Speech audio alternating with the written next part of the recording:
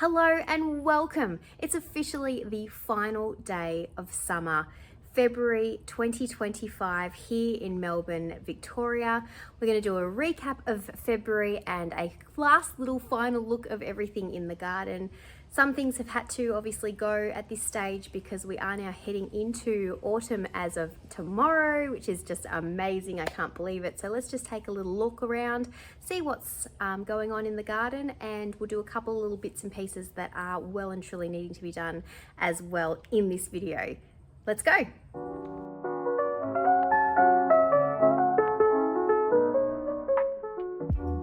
So I'm going to harvest this. This is definitely my greatest achievement. I just think that these are so beautiful.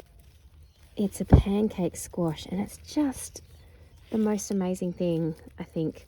And the sun's about to pop over, so let's get this done. You're supposed to harvest these, it says, so this is my first one, between 3 and 4 inches. So we're definitely just pushing over that 4 inches mark. Another person said if you can't puncture it with your nail, but I can, so I'm not sure. But not sure if to use my snips or my Opinel for this project, but let's try the snips first because the stalk's not that.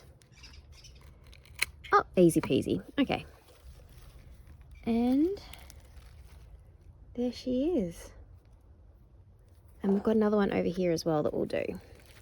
Okay, this one looks a little bit different. So this one's a bit fatter.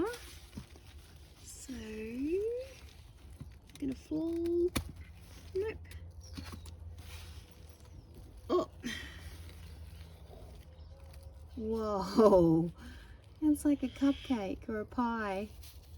That's so pretty. Now I've got to work out what to do with these, because I've got no idea how to cook them.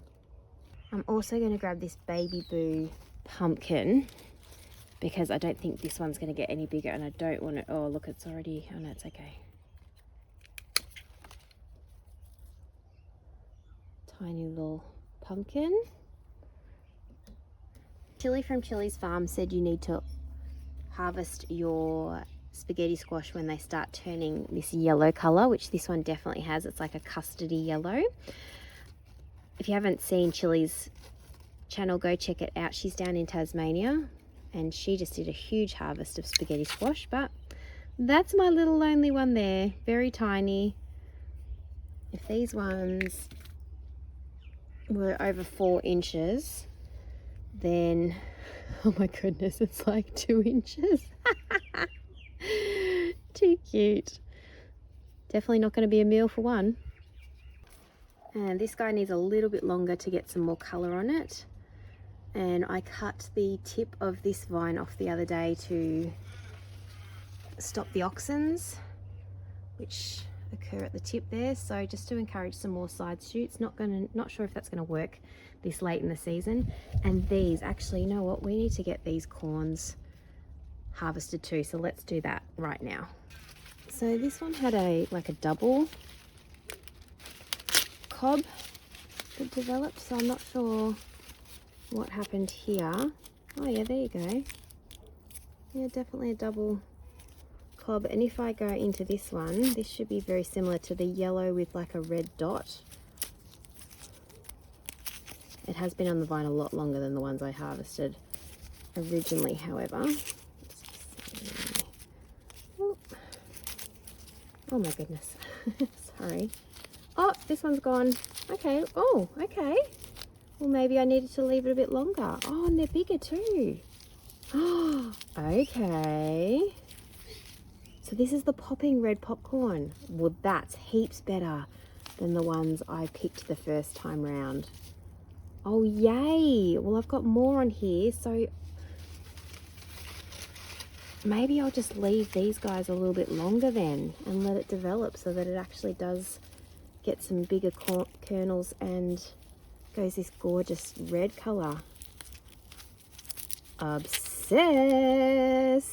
Oh, that's so pretty. Yay! I grew my first corn. Okay, while we're here, let's just see what this little side shoot actually ended up doing in there. Oh, okay, so all the, right, so all the silks, but actually nothing, no corn in there. Interesting. No idea why that was, but if you do know, let me know.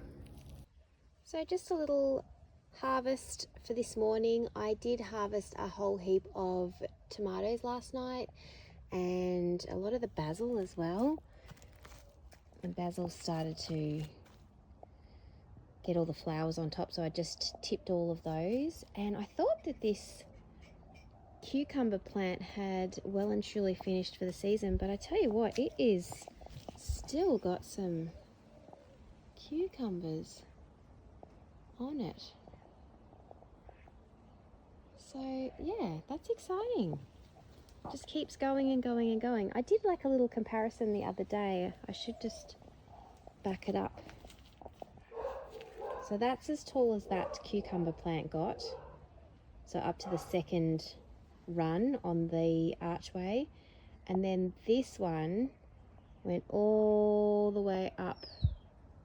And it literally has made it to the middle. I've just had this little bit hanging down because I didn't have any clips on hand the other day to support it. So much better, obviously, in the full sun than this one over in the shade.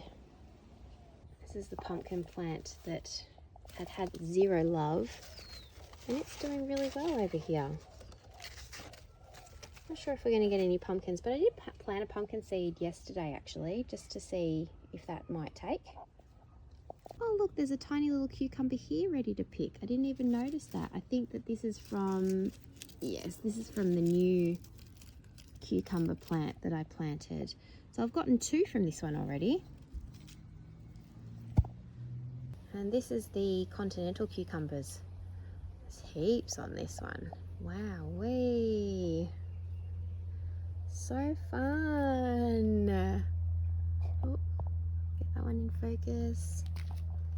So the sun's just about to poke its head onto the garden, lighting it up for the day. Just waiting for all these aromas to ripen up too. They're so slow. I've heard a lot of people complain about tomatoes ripening this season.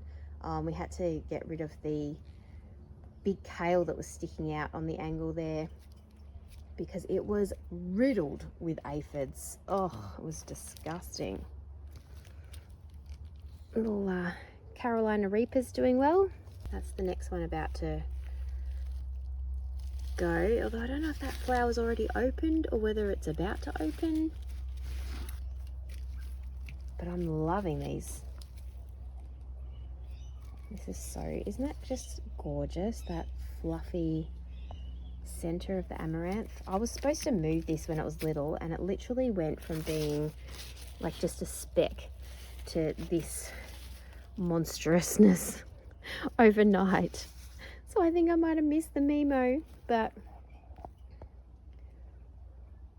I might have to get it moved. Oh, there's a little ladybird in there. Oh, can we see it? Can we see the little ladybird?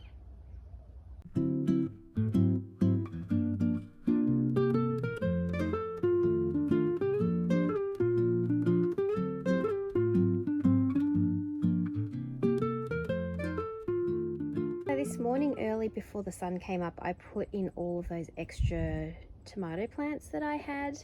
I know not probably ideal for putting in this space when I think there might be disease in the ground, but I've really got nowhere else to put them, so I think something is better than nothing to see if we can get any produce before the end of the season. It is 34 degrees today, so I have put up the umbrella just to give them a bit of protection, let them have a bit of that morning sun, but now I'm just giving them that protection. And also, while I had put these in, I decided to put a fresh layer of the straw mulch in all of these 4 beds, and that just freshens them up and makes them look so lovely. It doesn't last for long, but it just gives it a fresh look when it's all got that fresh new mulch on top. or should I say mulch, because there's no T, if anybody looked at my short. First up, let's just check in on the salad bar that I've got going on here. Everything is growing really nicely, and also the Mr. Stacky is coming along nicely as well.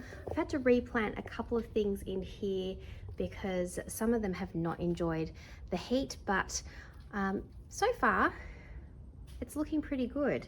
In here I have planted a heap of seeds, and to be honest with you, I have no idea what is what in here. There is carrots, there's radishes, there's some beans already which are coming up, which are going to be going up these trellises here. So there's one type there and another type that's just starting to poke its head in over here. And lots of lettuces, dill, there's the Mizuna. I've had to actually replant some seeds of those because that was over here and did not last the distance. I think I pulled out about 6 caterpillars from here. Look at this. All this leaf miner damage on the Mabuna. The Tatsoi also has come out second best over on this side. So I've planted some Mizuna there as well because I had those seeds, the purple variety. This is my best looking bok choy pak choy. So it will be exciting to see what comes up here. I know that there's some beetroots here. These are all the different coloured heritage beetroots. I've also got a beautiful, I can't wait for this and I really hope it survives. I've planted some vanilla marigolds in here, in between all of these. Let's just pull this one out so that it's a little bit happier looking. So there's marigolds in between all of these lettuces, but that's the only one that has popped its head up at this stage. And lots of parsley. Those are all parsley seeds, these big clumps over here. Brassica seeds are starting to really take off now. I planted one round and I've planted a new lot. So the rapinis are probably leading the pack. Romanescas are doing really well as well. Purple sprouting broccolis, and the cauliflowers and the other broccoli are doing well. And then I've added a different variety here so that's snowball, perpetual spinach, some red cabbage because I've had good success with that. Actually, we might even harvest that today. And some Thai basil, lemon basil and cinnamon basil, which I know is pretty late for those, but they are coming up. The potatoes, when we looked at this one, it was only teeny tiny little sprouts like that, and we have finally had some lift off. And this is just going to be a final look of the summer garden as it currently stands. So lessons learnt for next summer: get these peppers in much quicker. All these chili plants needed to go in much earlier, and it's silly because I sacrificed them for the kale, that we don't even like kale, so I should have got these in sooner. But we do have some production coming along now. This is supposed to be a snacking capsicum, but it's a lot bigger than some of the other capsicums that I have planted, so that's good that we've got a bit of variety. But yes, definitely next year we go earlier. So this was exciting to see. We had this little cucumber, and then this one looked like that just yesterday, so that just shows you how fast cucumbers grow. We have first of the strawberries ripening from after I cut all those last strawberries off. There's a little ladybird in there. Hello, sweet pea. And not sure if this is a Black Russian or a purple Cherokee. Kind of wondering whether it might be a purple Cherokee because it's got the same sort of colorings with the green up the top. I'll be glad if it is actually, because I didn't get a chance to try that before I put it in the freezer. My first Lebanese zucchini needed to be pollinated today, which I did. So hopefully the bees helped me out with that one as well. We haven't had any more from the Black Beauty. I haven't had any from the golden one either. So next year, or next season, next summer, I think these guys need to go in the ground, because I think they're going to have a lot better production than being in the pots. Even though we've kept the pots really well watered and well fertilized, and they just haven't done the production that everybody else complains about, having way too many zucchinis that they know what to do with. And the birds got into this bed this morning, and they have, I think, officially gotten rid of a couple of the tomatoes that I put in. The sun golds that I went all in for, there is one there which is completely died at the top, and then one here which is looking non-existent. So I will have to buy more of those for next season. So that's disappointing that I won't get to try what they're like. But the pink tie-dye, pink Berkeley tie-dyes are all doing really well. Mr. Pumpkin is looking like he's starting to put some colour on. Very happy celery and the bush beans, nothing from them as yet. Let's get this guy harvested. So probably not the best light for this one, but apparently you just grab and, oh, twist. Oh. Okay. Oh. Oh, there we go. Well, more of that came out than I was expecting, but let's see what we've got. So we've got a bit of eating damage here, and these are those balls that I was talking about a couple of months ago. So by the time you take all these off, it's not actually, oh, there's a culprit there.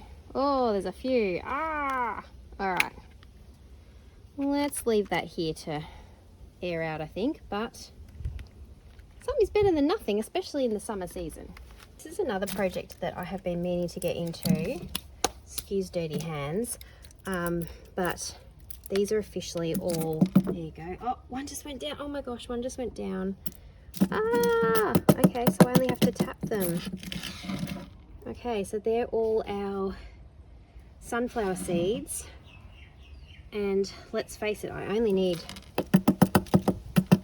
you know, maybe 4 next season. So, but then all these little ones are too small and I would assume not going to germinate. So we've got plenty of these big ones. So because we lost a couple of our tomatoes today, this was one of the experiments that I did where I just put some of the suckers into some soil and made sure that they kept moist the entire time. So let's pull them out and see if any of them actually developed any root structure, because then we can go ahead and plant them. Some of them are looking a little bit sad and dead, but a couple of them are okay. So let's see what's going on. Here we go. There's definitely some roots there. But who do they belong to? Well, they don't belong to you. There's only a teeny bit that's come off that one. And not to you.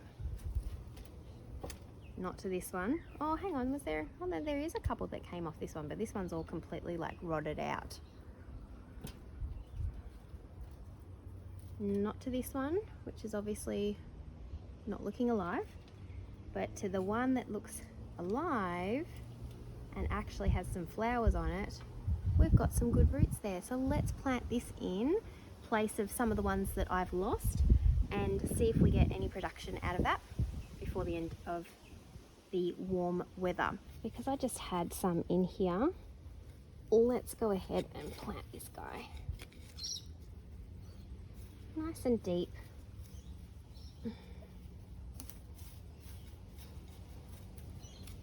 And see how we go.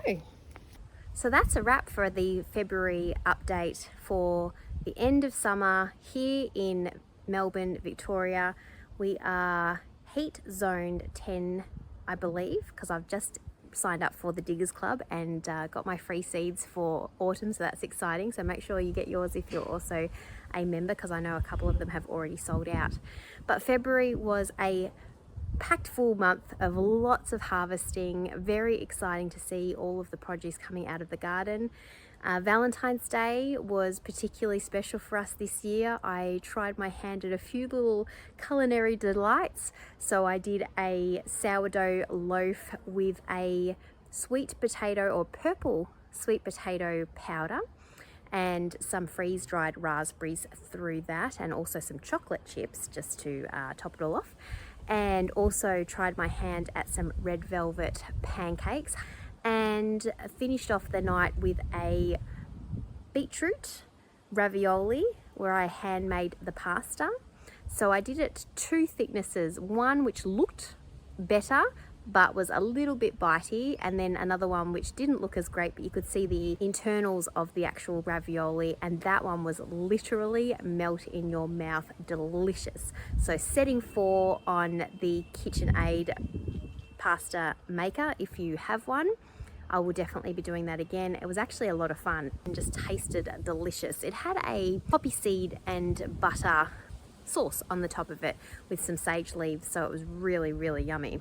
Have been making a lot of sourdough too. I tell you what, making sourdough in the warmer months, I started my sourdough journey back in winter or sort of the end of autumn, and I found that getting your sourdough starter to rise and also the dough to rise was really difficult. But on these warmer days, it literally explodes. So if you want any details, I have 2 amazing recipes which I never fail. They've legitimately never failed me. So if you'd like those recipes on that I use for my sourdough, then reach out and I will pass them on to you, because they are phenomenal and they're both incredibly different. 2 different processes, but they both get a wonderful result. So it's really interesting how sometimes there's some rules with the old sourdough, but one of the recipes completely throws out all those rules that I have learnt along my very small journey. And it produces an amazing loaf that everybody loves. And I love gifting a sourdough loaf to my family and friends. If anybody ever says that they're not feeling very well, off I go and drop off a fresh, crusty loaf of sourdough to them to make them feel just that little bit better. Thank you so much for your time here today. I hope your gardens are going amazing. I hope your brassicas are starting off nice and strong, and I'm looking forward to that next season. And can you believe it? Officially tomorrow, it is only 5 months until we start our peppers and chilies and tomato seeds again. So just 5 months to go, folks. Enjoy the rest of your day. Thanks for watching. Bye.